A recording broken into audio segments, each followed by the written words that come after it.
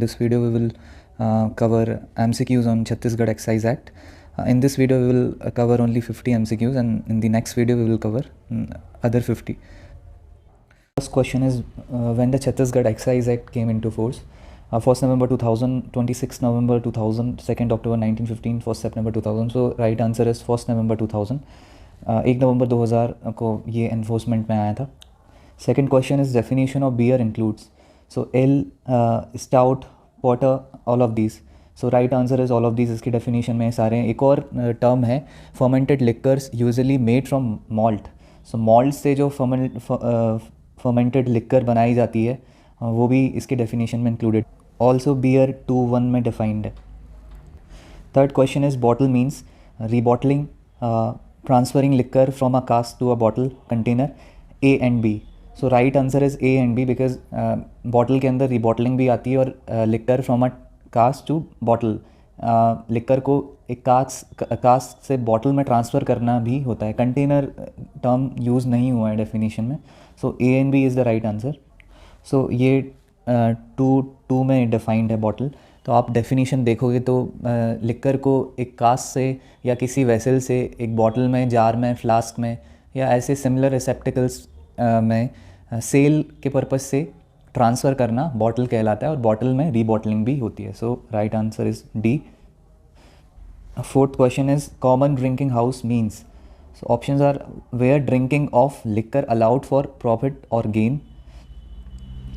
B, place which is permitted by government to be used for consumption of liquor. C, a place where people gather to consume liquor in a common receptive or being for profit or gain purposes. D is none of these. So here as per the definition of common drinking house, A is the right answer. The profit or gain के लिए जो ऐसा place है जहाँ पर drinking of liquor allowed है तो वो common drinking house कहलाता है. ये options wrong है. So right answer is A. Also 2(4) में ये डिफाइंड है. Fifth question is excisable article means. Option A alcoholic liquor for human consumption. B intoxicating drug. C opium and poppy straw.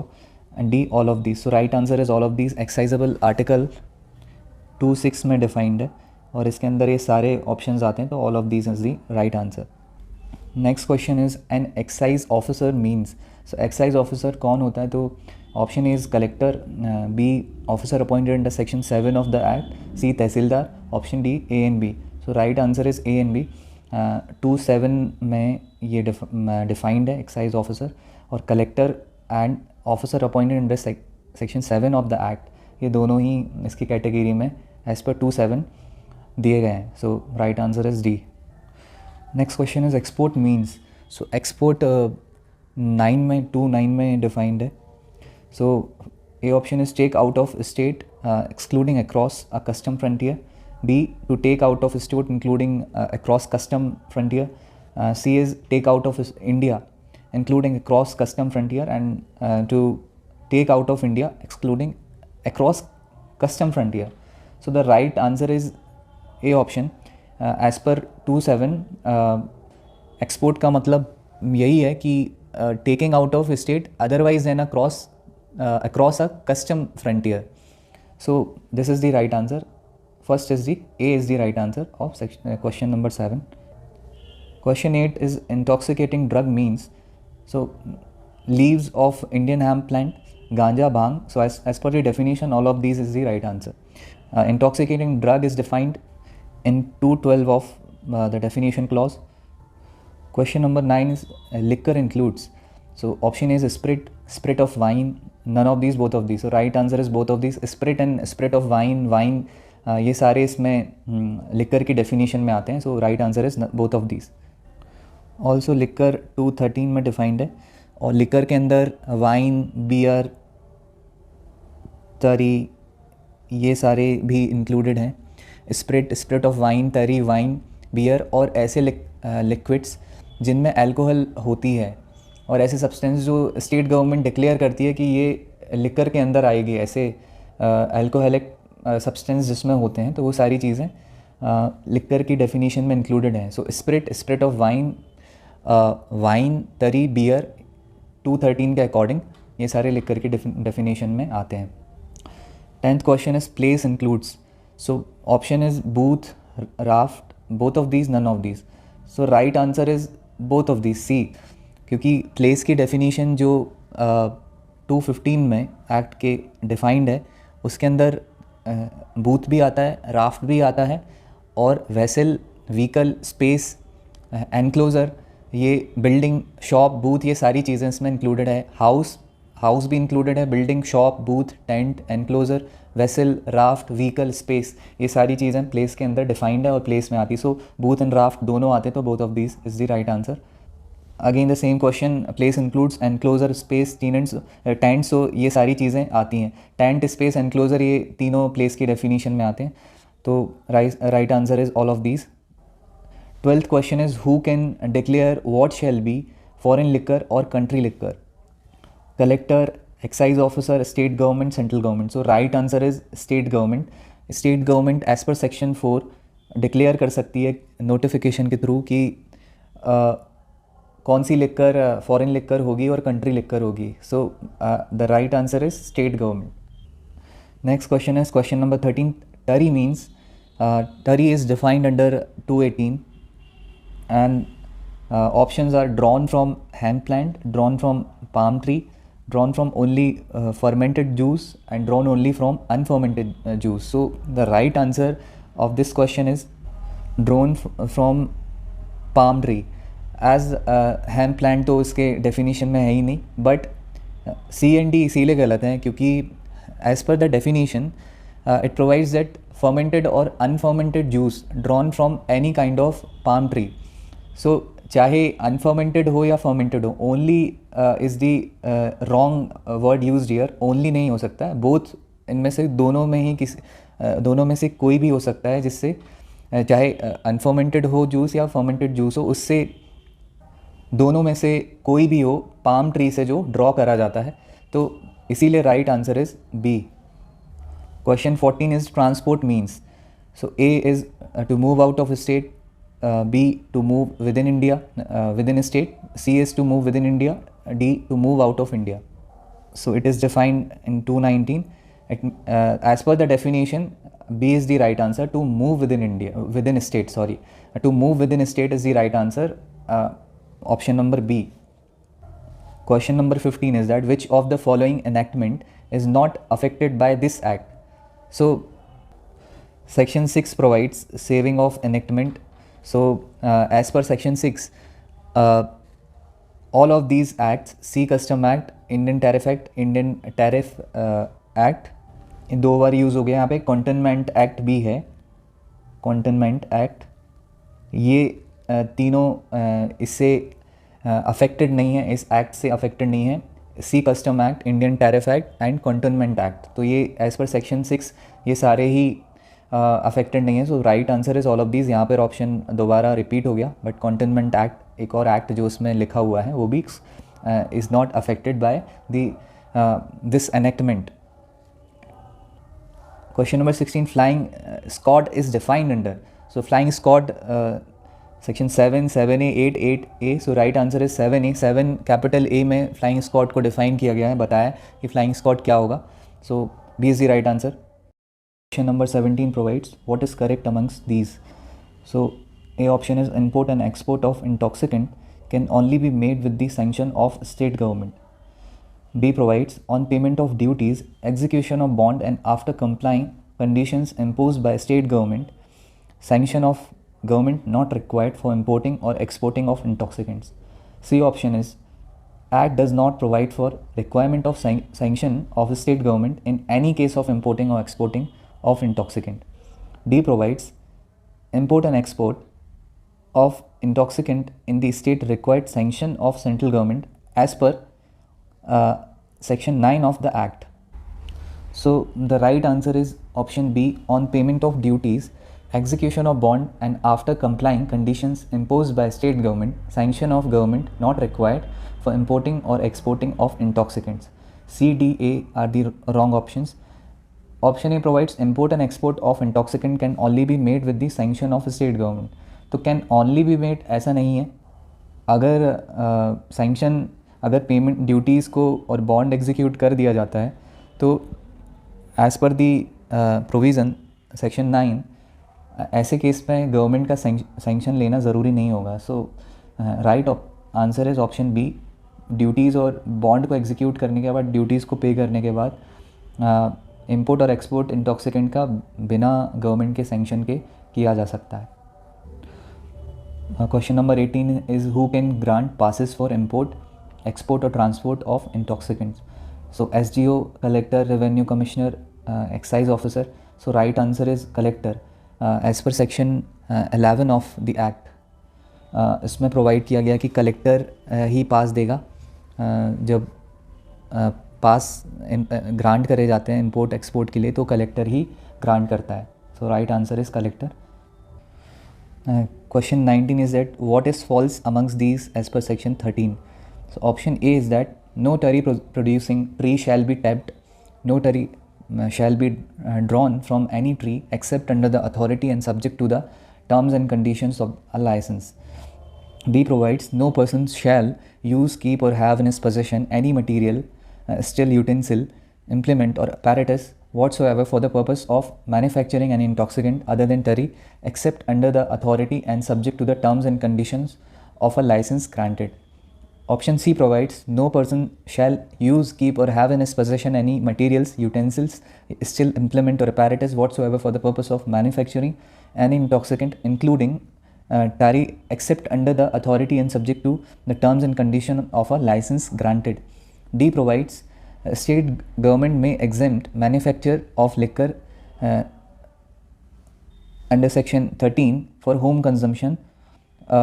ये इसको operation से, इस act के operation से state government exempt कर सकती है एज पर सेक्शन 13. जो मैन्युफैक्चर और लिकर होम कंजम्पशन के लिए होता है, ऐसे होम कंजम्पशन के लिए स्टेट गवर्नमेंट एग्जेम्प्ट कर सकती है. So this is D option.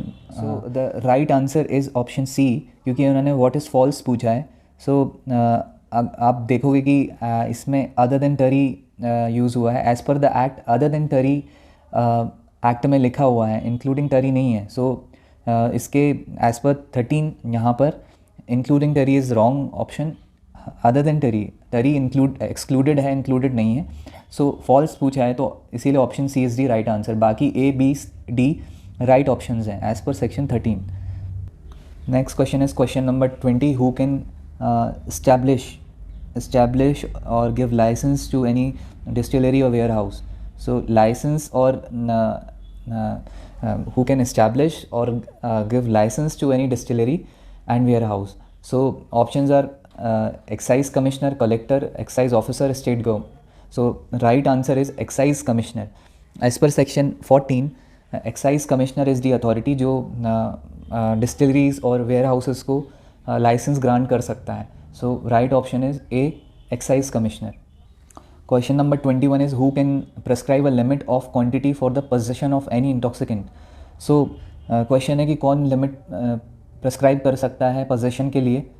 Options are state government, excise commissioner, collector, excise officer. So right answer is state government as per the provision. Section 16 provide करता है. 16 के according state government ऐसी limit को prescribe कर सकता है. Question number 22 is which amongst following is incorrect. Option A is that a person having the right to tari drawn from any tree may sell such tari without a licence. B provides no intoxicant shall be sold except under the authority and subject to the terms and conditions of license. C provides a person under section 13 authorized to cultivate the hemp plant may sell without a license. And D provides no foreign liquor for private use shall be sold except under the authority and subject to the terms and conditions of license. So right answer is that इन्होंने incorrect पूछा है, तो incorrect option D है, क्योंकि foreign liquor अगर आप private use के लिए यूज़ कर रहे हो, तो अगर कोई प्राइवेट यूज़ के लिए फॉरेन लिकर रखे हुए था और वो उसको सेल आउट कर रहा है क्योंकि उसको वो क्विट कर रहा है या उसके पास अवेलेबिलिटी ज़्यादा थी, तो ऐसे अपने स्टेशन को ख़त्म करने के लिए अपने उसको क्विट करने के पर्पज़ से, या उसकी डेथ के बाद उसको सारे जो उसके पास अवेलेबल है उसको ऐसे स्टोर को ख़त्म करने के लिए, तो ऐसे केसेस में जब वो प्राइवेट यूज़ के लिए फॉरेन लिक्वर को रखे हुए था और ऐसे केसेस में सोल्ड आउट करते हैं, तो यहाँ पर ये ऑप्शन यहाँ पर लाइसेंस और उसके टर्म्स एंड कंडीशन और अंडर द अथॉरिटी, ये ऑप्शन गलत होगा। टर्म्स यहाँ पे लाइसेंस और उसके टर्म्स एंड कंडीशंस को फॉलो करने की ज़रूरत नहीं होगी। जब ऐसा कोई केस हो, जब फॉरेन लिकर है और प्राइवेट यूज़ के लिए थी और उसको सेल कर रहे हैं, क्विट करना है या अपना स्टेशन को ख़त्म करना है, या जो भी आपके पास स्टोरेज है, या डेथ होने के बाद कोई उसका रिप्रेजेंटेटिव ऐसा करता है, तो वहाँ पर लाइसेंस की टर्म्स एंड कंडीशंस और लाइसेंस, ये सारी चीज़ें अप्लाई नहीं होती। सो करेक्ट ऑप्शन इज़ डी। ये इनकरेक्ट है कि अंडर द अथॉरिटी यहाँ पर कंडीशंस को फॉलो करके ही ऐसे प्राइवेट यूज़ के लिए जो फॉरेन लिकर अवेलेबल थी उसको सेल करने के लिए अथॉरिटी या लाइसेंस की कंडीशंस को फॉलो करना ज़रूरी होगा। So incorrect option is D. Question number 23, power of grant lease under the act is given under. So this is the question of index कि किस सेक्शन में पावर टू ग्रांट लीज दिया हुआ है। So section 18 of this act provides, 19, 18A, 17 से deal नहीं करते हैं, सेक्शन 18 में ही ये दिया हुआ है। सो option A is correct. Now question 24, which amongst these is correct? So option A is the act prohibits employment of male person under the age of 21 years and of women. B provides the act prohibits employment of male person under the age of 21 years and of women under the age of 18 years. The act prohibits employment of male persons under the age of 18 years and of women. And last option is the act prohibits employment of male persons under the age of 21 years and of women under the age of 16 years. So section 22 of this act provides कि male person under the age of 21 years and of women of any age, ये employment ऐसी जगहों पर जहाँ पर liquor का consumption किया जा रहा है, यहाँ पर मैन्युफैक्चर हो रही, सेल हो रही है, तो ऐसे बिजनेस आवर्स में जब ये सब हो रहा है वहाँ पर मेल जो होगा 21 वर्ष से कम नहीं होना चाहिए, 21 ईयर्स से उसकी एज कम नहीं होना चाहिए, और विमेन कोई किसी भी एज की हो, वहाँ पर ऐसे बिजनेस आवर्स में जहाँ पर लिकर सेल हो रही है, मैन्युफैक्चर हो रही है और कंजम्पशन हो रहा है, तो उनका एम्प्लॉयमेंट प्रोहिबिटेड है पूरी तरह से 22 सेक्शन के तहत। So the age for male person is 21 and women of any age. So option A is the right answer.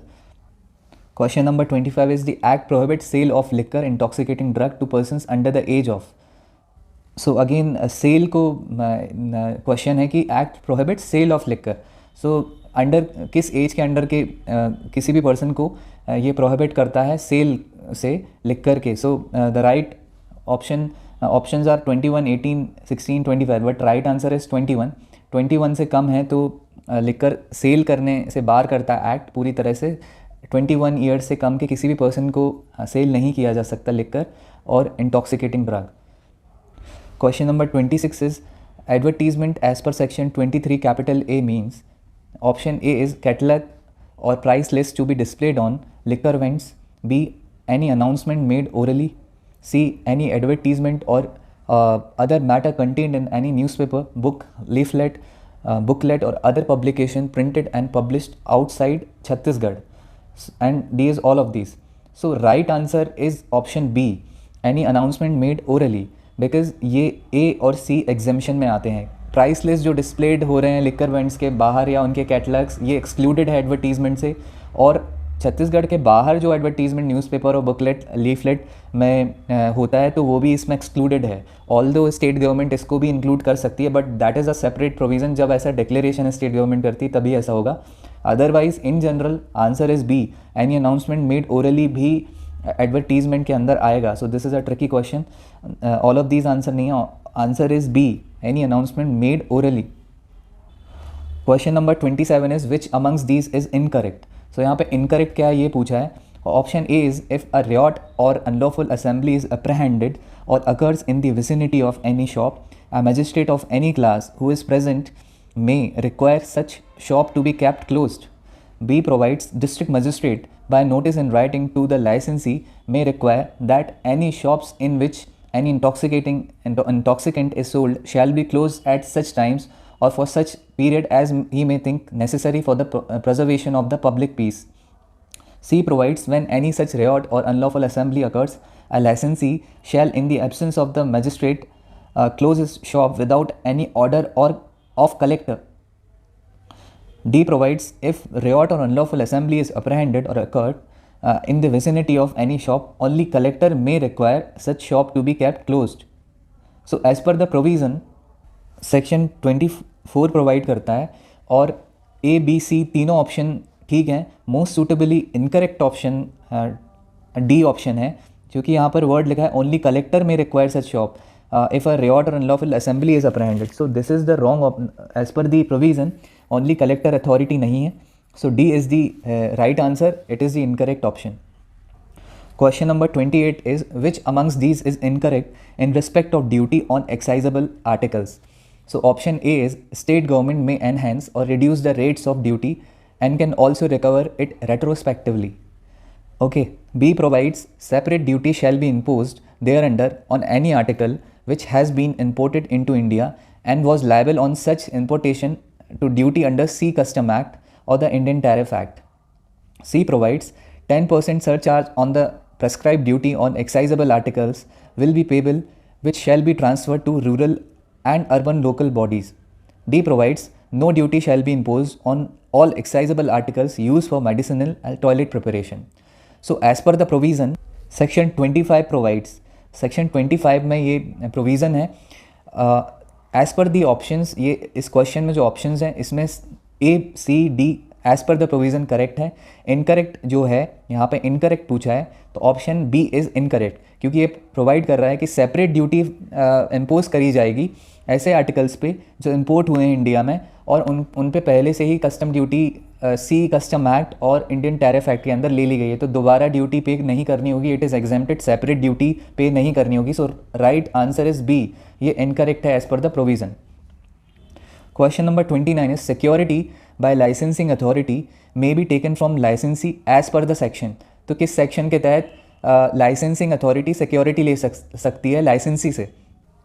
28 capital A 30 29. So right option is 29 में ये प्रोवाइडेड है. Question number 30 is which amongst these is correct. So correct option यहाँ पे पूछा है. The decision A provides the decision of excise officer as to what is a technical defect, irregularity or omission shall be final.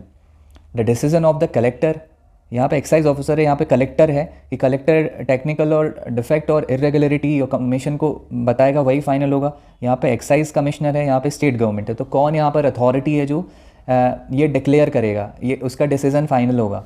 So this is provided under section 30 subsection 2. तो right answer is excise commissioner. जो excise commissioner का decision होगा ऐसी irregularity, technical defect और omission पे, वो final होगा. So right option is C. Question number 31 is that cancellation और सस्पेंशन ऑफ लाइसेंस, परमिट और pass provided under which section? 31, 33, 30, 32. So right answer is 31. 31 में कैंसिलेशन और सस्पेंशन को प्रोवाइड करा है. Question number 32 is any licence, permit और pass under this act may be cancelled और suspended on the grounds.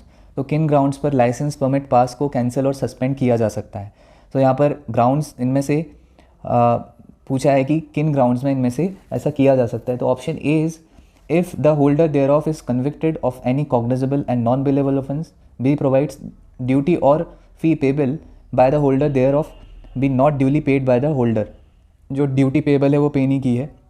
C provides if the holder is convicted of any offence under this act or any other law for the time being in force relating to revenue or any offence under the Dangerous Drugs Act or Indian Merchandise Marks Act or under any section which has been introduced into the IPC section 3 of that act.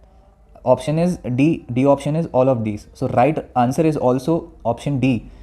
As per the provision, ये 31 में ये सारे ही grounds हैं जिनके basis पे cancellation और suspension हो सकता है लाइसेंस, परमिट और पास का. So D is the right option. Question number 33 is that which provides which amongst these is incorrect. Option A provides where a licence, permit और pass held by any person is cancelled under clause A, B, C, E of subsection 1 of section 31, then other license, permit or pass granted to such person under this act or any other law for the time being in force relating to excise revenue or under the OPM Act may also be cancelled or suspended. तो जब यहाँ 31 के A B C E of subsection 1 of section 31 यहाँ पर cancel और suspend हो जाता है, तो अदर एक्ट में किसी अदर लॉ में एक्साइज रेवेन्यू से रिलेटेड या ओपीएम एक्ट में भी सस्पेंड हो जाएगा ऑटोमेटिकली अगर यहाँ हो जाता है. B provides the holder of a licence permit और pass shall be entitled to compensation for its cancellation और suspension. C provides after cancellation or suspension of license, permit or pass, no fee payable for the balance of the period shall be recovered from the ex-licensee. And D provides all of these. So as per section 31, in options में से B incorrect है क्योंकि compensation claim नहीं कर सकता है after कोई भी जिसका लाइसेंस कैंसिल और सस्पेंड होता है according to the grounds given, तो कंपनसेशन क्लेम नहीं कर सकता है कोई भी. बट यहाँ पर ऑप्शन सी थोड़ा सा रॉन्ग हो गया बिकॉज यहाँ पे नो यहाँ लिखा हुआ है.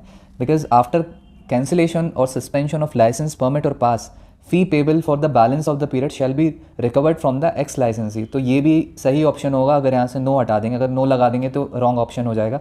तो इनकरेक्ट यहाँ पर एक ही होना चाहिए क्योंकि ए ऑप्शन ऑलरेडी करेक्ट है. तो बी को इनकरेक्ट बना सकते हैं या सी को यहाँ पर नो कॉम्पनसेशन लिख देंगे तो ये इनकरेक्ट हो जाएगा. सो आपको बस ये बताना चाह रहा हूँ कि कंपनसेशन क्लेम नहीं करेगा और यहाँ पर कैंसिलेशन और सस्पेंशन के बाद जो रिमेनिंग बैलेंस है वो रिकवरेबल होगा. ऐसा नहीं होगा कि वो फ़ी पेएबल नहीं होगी, उसके बाद भी वो पेएबल होगी. So right answer after considering all these things यहाँ पर बी रॉन्ग होगा. So right answer is B. But to remember यहाँ पर नो जो है इसको रिमूव करना है तब जाके बी रॉन्ग होगा, अदरवाइज क्वेश्चन ही डिफेक्टेड है. So now question 34 provides who can withdraw licence. So options are state government authority which granted it, only collector can withdraw licence, only excise commissioner may withdraw licence. So इनमें से कौन सा option सही है, कौन withdraw कर सकता है लाइसेंस को. So as per the provision section 32 provide करता है और as per the provision B is the right answer, authority which granted it. सो जिस अथॉरिटी ने ग्रांट किया है लाइसेंस को वही इसको विड्रॉ कर सकती है एज पर 32. So right answer is authority which granted it. Question number 35 provides licence can be withdrawn. ये पूछ रहा है कि licence can be withdrawn and these are the statements A and B. So for causes mentioned under 31 for the cancellation और suspension of licence, for causes other than those mentioned under 31 for the cancellation of suspension or of license. Both of these, none of these. So as per the provision, right answer is section 32 provide करता है कि जो other those causes mentioned in 31 उन causes पे 31 में जो provide करें उनसे दूसरे कोई cause पर, मतलब other than causes mentioned in 31 licence withdraw किया जा सकता है, not including those causes. So या for those causes under 31. So right option is B, for causes other than those mentioned under section 31 for cancellation और suspension licence withdraw किया जा सकता है. So right option is B. Question number 36 provide which amongst these is correct as to withdrawal of licence. A provides remit of a sum equal to amount of fees payable in respect of thereof for 15 days shall be made before withdrawal. Okay. B provides withdrawal of license shall be made on the expiration of 15 days notice in writing of its intention so to do. C provides withdrawal can be done forthwith without license. And D provides all of these. So as per the provision, all of these is the answer. ये सारी चीज़ें correct हैं as per the provision. So all of these is the right answer. Which section provides surrender of license? So 33, 35, 34, 36. So as per the act, A is the right answer. 33 section 33 में surrender provided है. Now question 38 is that surrender of license can be done by holder on. So options are on expiration of 1 month's notice in writing given by him to the collector, on expiration of 1 month notice in writing given to excise commissioner, 15 days notice in writing given to collector, on expiration of 15 days notice in writing given by him to the excise officer. So इसमें से कौन सा correct option है surrender करने पर मतलब कब surrender माना जाएगा? तो as per the provision A is the right answer. On expiration of 1 month notice in writing given by him to the collector. तो सरेंडर जो करेगा 1 महीने का नोटिस राइटिंग में देगा कलेक्टर को और उसके एक्सपायरेशन के बाद ही सरेंडर हो सकता है. तो right answer is a. Question number 39 is who on the satisfaction that there is sufficient reason for surrendering a license he may remit to the holder the sum so payable on surrender. तो कौन इस satisfaction पे कि surrender करने के reason सही हैं, sufficient reason है, तो उसको रिमिट कर सकता है। सो ये सेक्शन 33 के प्रोविज़ो में दिया है। तो right answer among these options collector, excise commissioner, state government, excise officer. So यहाँ पे राइट ऑप्शन बी है, एक्साइज कमिश्नर ऐसे रिमिट कर सकता है as per the proviso of section 33। So right answer is B. Question number 40 is that which amongst these is incorrect. तो यहाँ पे इनकरेक्ट क्या है ये पूछा है। A option is no payment of fee payable for the licence for the reminder of the period for which it would have been current but for surrender of licence. So यहाँ पर ये है option की no payment of fee payable for the license for the remainder of the period for which it would have been current but for surrender of license. So B option is holders of a license under section 33 doesn't include a person whose tender or bid for a license has been accepted. And C provides section 31 as to surrender of license shall also apply in case of any license granted under 18. So as per the provision, ये सारे ही option incorrect हैं, ये सारे options incorrect हैं क्योंकि यहाँ पर ए provide कर रहा है no payment of the fee payable for the licence for the reminder of period for which it would have been current but for surrender of licence. तो एज पर दिस ऑप्शन कि payment नहीं करना होगा reminder of period के लिए जब जो otherwise payable होता बट सरेंडर हो गया है इसीलिए पेबल नहीं होगा। But as per the provision ऐसी फ़ी पेबल होगी भले ही आपने सरेंडर कर दिया बट रिमाइंडर ऑफ पीरियड के लिए भी आपको फ़ी पे करना होगा। So this is wrong as per the provision. B provides holder of licence under section 33 does not include a person whose tender और बिड और for licence has been accepted. तो ये एक्सप्लेनेशन में प्रोवाइड कराया गया कि जो ऐसे लोग जिनका टेंडर और बिड एक्सेप्ट हो गया है वो भी होल्डर ऑफ लाइसेंस कहलाएंगे as per the explanation of the provision.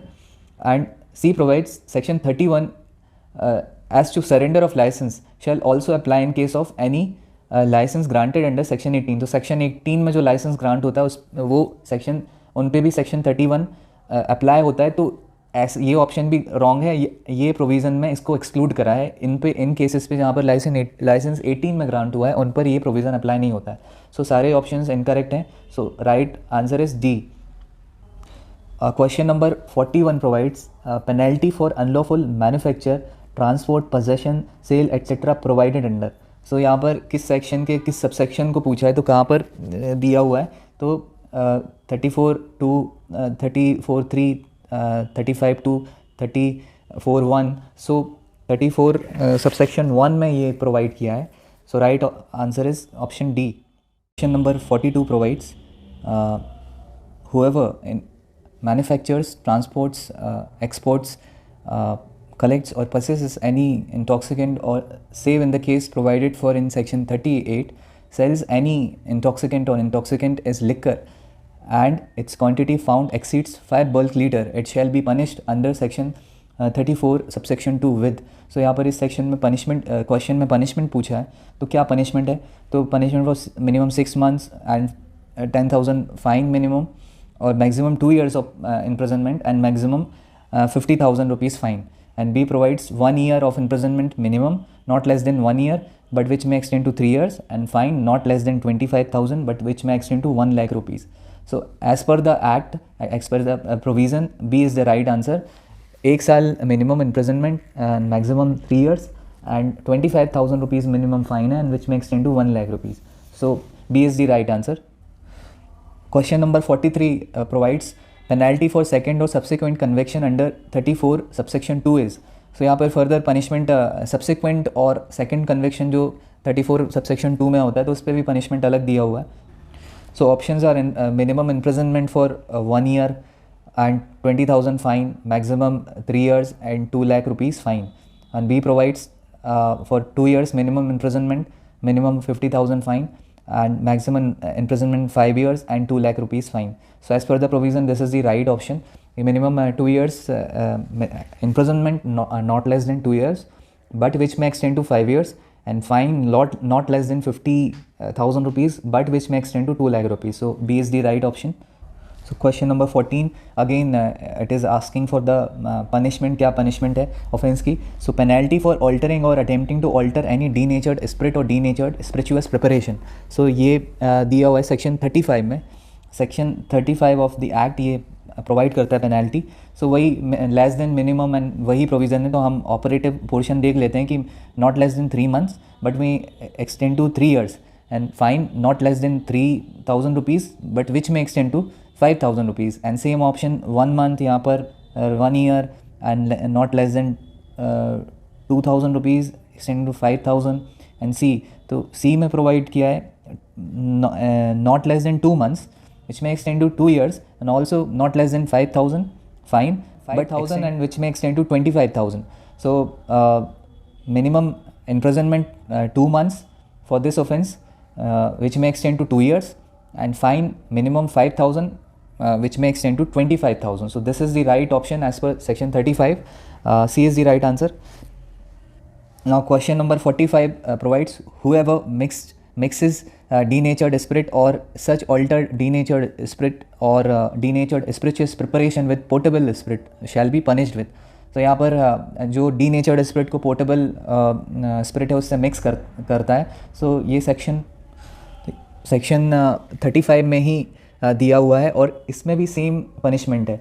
सो ये क्वेश्चन इसीलिए बना है कि कंफ्यूज नहीं होना है कि जो इसके पहले जो प्रोविज़न हमने डिस्कस किया कि कोई भी ऐसे लाइक पेनल्टी प्रोवाइड करी ऑल्टरिंग और attempting to alter any denatured spirit और डीनेचर्ड स्पिरिचुअस प्रिपरेशन. सो ये इसकी पोजेशन या इसको अल्टर करने का अटेम्प्ट ये पनिशमेंट दिया हुआ है. एंड अगर कोई ऐसा मिक्सचर करता है कि स्पिरिचुअस प्रिपरेशन जो है उसमें जो वो डीनेचर्ड स्पिरिट की है तो उसमें पोर्टेबल स्पिरिट को अगर आप मिक्स कर देते हो तो उस पर भी पनिशमेंट सेम ही है. सो एक ए बी सी करके 3 क्लॉजेज हैं और तीनों की सेम पनिशमेंट है. तो यहाँ पर same 2 months minimum and 2 years and not less then 5,000 rupees fine but which may extend to 25,000. So C is the right answer and as the punishment is common for both these offences. Question 46 is penalty for illegal possession किस में provided है. तो 40, 39, section 36, section 37. Right answer is 36 में दिया हुआ है illegal possession of intoxicant. Then question number 47 illegal possession के लिए penalty क्या है. तो options में penalty दी हुई है कि imprisonment for term not less than 3 months may extend to 5 years, fine not less than 1 lakh but which may extend to 5 lakh. So as per the provision section 36 में punishment यही है. This is the right option. ये minimum 3 months की imprisonment है, maximum 5 years and fine not less than 1 lakh rupees but which may extend to 5 lakh rupees. So this is the right option, option A. Now question 48 is penalty for opening, keeping or using any place as a common drinking house or for having care, management and control or for assisting in conducting business of any such place provided under which section. So 36, 39, 36 capital A, 38. So right answer is 36 capital A. इसमें ये दिया हुआ है.